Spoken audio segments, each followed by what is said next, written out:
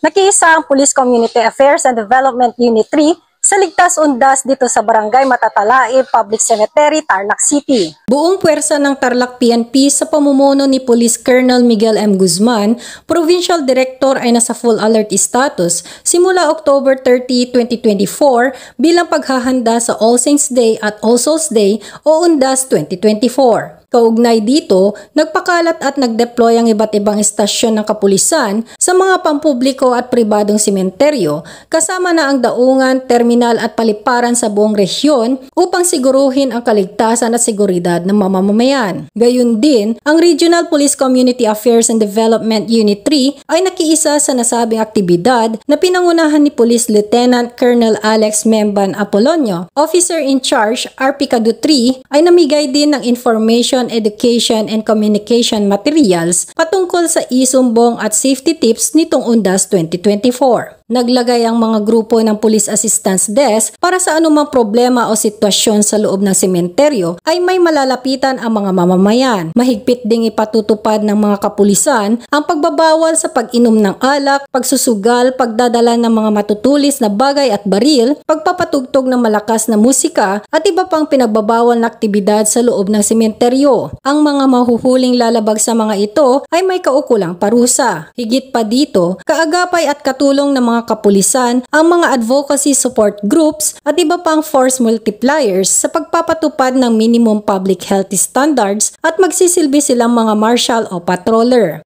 Kami po ay nakatalaga sa Matatalae Public Cemetery at araw-araw at nagbabantay sa mga labas-pasok, mga bumibisita at maglilinis sa ating sementeryo. Ini-inspection namin araw-araw ang mga pagamitan na pumapasok.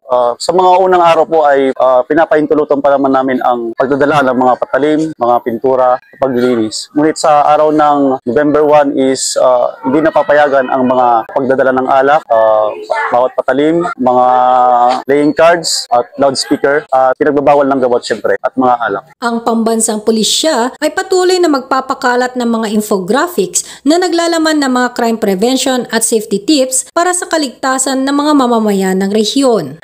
Mula dito sa Barangay Matatalae Public Cemetery, ako ang iyong PNN correspondent, Patrolwoman Maureen Kiaki, alagad ng batas, tagataguyod ng Balitang Pulis.